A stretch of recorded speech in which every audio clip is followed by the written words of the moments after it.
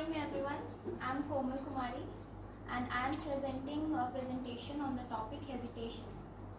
What do you all understand by hesitation? Anyone? Nervousness. इस picture से हम क्या समझते हैं?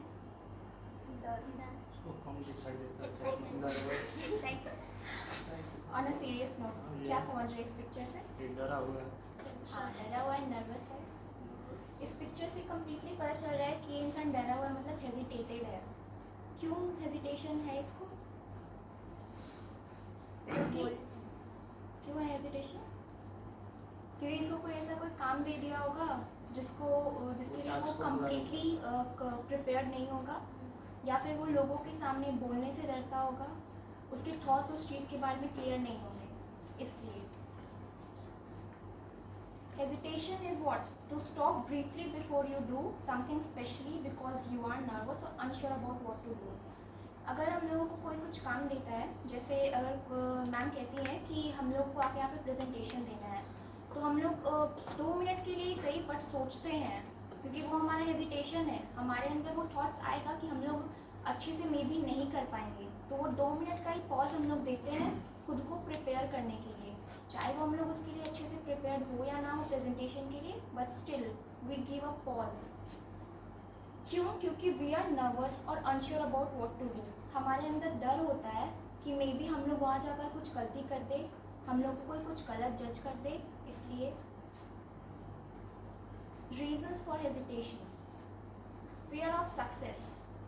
फियर ऑफ सक्सेस मीन्स कि अगर हम लोग कुछ काम कर रहे हैं तो अगर उसमें हम लोग को सक्सेस ना मिला, तो ये हमारा सबसे पहला पॉइंट है हेजिटेशन का, कि क्यों हम लोग हेजिटेट होते हैं किसी बात को लेके।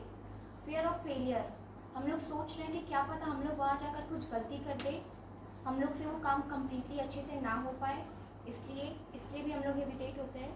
फियर ऑफ जजमेंट: लोग हम लोग को किस तरह से जज करेंगे। अगर हम लोग कोई गलती कर देते हैं तो मे बी वो लोग ये सोचेंगे कि इसको तो कुछ आता ही नहीं है, इसलिए वो इंसान हेजिटेट होता है।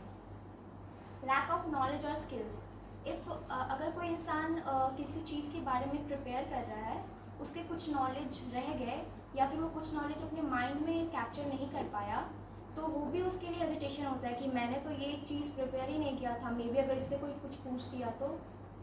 स्ट्रेस एंड ओवरवेल्म: लोग किसी चीज़ के बारे में अगर बहुत ज़्यादा सोचते हैं तो उनको उस बात का स्ट्रेस हो जाता है, डर हो जाता है मन में कि भाई हमारे से ये काम नहीं हो सकता।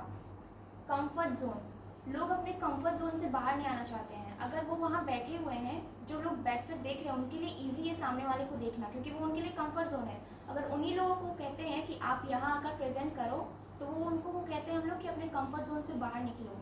दैट मीन्स वो लोग कुछ टाइम के लिए सही पर हेजिटेट होंगे ही।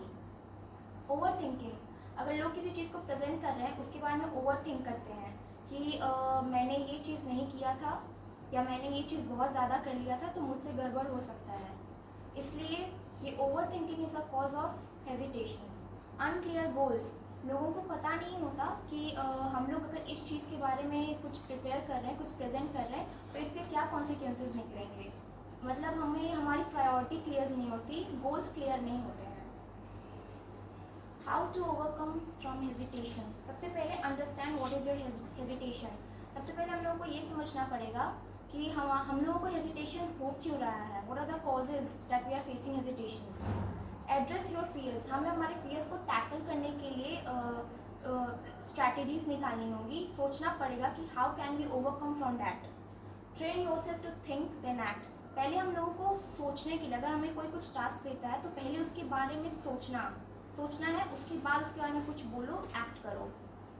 Give yourself a time limit: अगर हम लोगों से नहीं हो रहा है तो that's not a thought of tension, मतलब हम लोगों को वेट करना चाहिए, खुद को टाइम देना चाहिए कि क्यों नहीं हो रहा है।